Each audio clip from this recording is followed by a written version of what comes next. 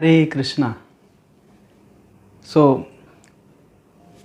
हमने पिंडदान के संबंध में बहुत सारे वीडियो बनाए हैं, हमारे चैनल में उपलब्ध है और हम बहुत दिनों से लोगों को इसी सेवा में सहायता कर ही आ रहे हैं। तो कुछ यजमान के अनुरोध पर हमने ये वीडियो बना रहे हैं, जिस वीडियो में हम अस्थि विसर्जन को लेकर कुछ जानकारी देना चाहते हैं। तो जैसे कि आप जानते हैं कि दाह संस्कार के चौथे दिन परिवारजन को स्नान करके जो शमशान में जाते हैं और शमशान में जहाँ पे मृतक व्यक्ति का दाह संस्कार किया गया था, तो उस जगह में जाकर जो पलाश के पत्ते के जो डंठल है, उस डंठल से, उस राख से जो है अस्थियों को निकाला जाता है और फिर पलाश के पत्ते के ऊपर रख कर उसमें जो है दूध डाला जाता है, घी लगाया जाता है और कुछ सुगंधित द्रव्य जैसे अगरू, केसर, कपूर, चंदन ये लगाया जाता है और उसके उपरांत उसको जो है एक मिट्टी के कलश में रखकर घर का जो अग्निकोण है, उस अग्निकोण में एक मिट्टी के नीचे उसको जो है गाड़ दिया जाता है, ताकि आगे जो जिस समय सुविधा हो और उसको लाकर पवित्र गंगा नदी में प्रवाह किया जाएगा। शास्त्र में वर्णन है कि अगर जो इस अस्थियों को 10 दिन के अंदर जो है पवित्र गंगा नदी में प्रवाह कर दिया जाता है, तो फिर उस मृतक व्यक्ति को जो है ब्रह्मलोक का स्थान मिलता है। तो प्रश्न उठता है कि क्या जिसने दाह संस्कार किया है, क्या उसी को आना जरूरी है? नहीं, ऐसा कोई ज़रूरी नहीं है। वो तो आ ही नहीं पाएगा। ज़रूरी ये तो है कि वो व्यस्त रहेगा जो 10 दिन के कार्य में, लेकिन परिवार के और कोई भी व्यक्ति जो है उन अस्थियों को लाकर 10 दिन के अंदर वो पवित्र गंगा नदी में प्रवाह कर सकता है। अब वो कैसे प्रवाह किया जाएगा?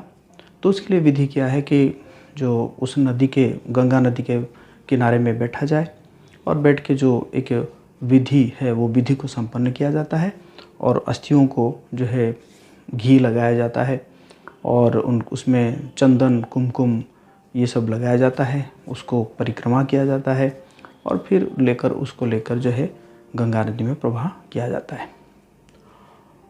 प्रश्न उठता है कि गंगा नदी में ही क्यों? क्योंकि आप जानते हैं कि गंगा नदी जो है वो सबसे पवित्र नदी है। भगवान वामन देव जब बलि महाराज जी को 3 पग जमीन मांगे थे, तो पहले पग में उन्होंने ये जो भूलोक को नाप लिए थे और दूसरे पग में जब उन्होंने अपने चरण उठाए ऊपर के लोकों को नापने के लिए, तो उस समय उनके जो चरणों के जो नाखूनों से ही ये ब्रह्मांड में छेद हो जाता है और जिस छेद के कारण विरजा नदी का जो पानी है उस छेद में गिरने लगता है और तुरंत ब्रह्मा जी उस पानी को जो है अपने कमंडल में धारण करते हैं, क्योंकि वो पानी जो है भगवान वामन देव के चरणों से होकर गिर रहा था।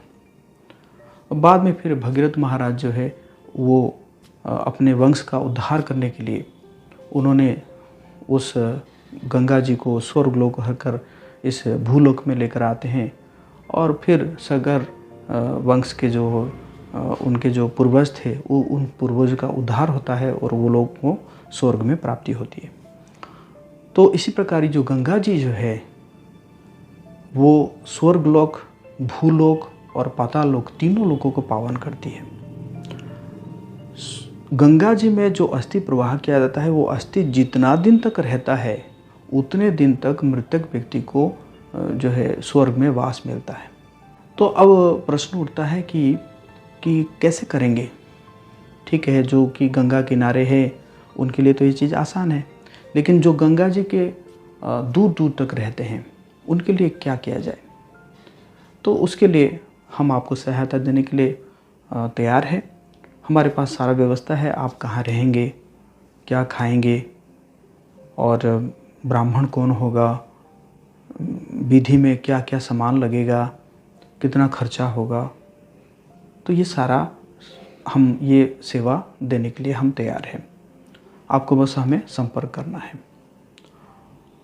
दूसरा प्रश्न उठता है कि अगर कोई व्यक्ति अक्षम है 10 दिन के अंदर आने के लिए, अगर उसके कोई परिवारजन नहीं है, उसके लिए भी हमारे पास जो है व्यवस्था है।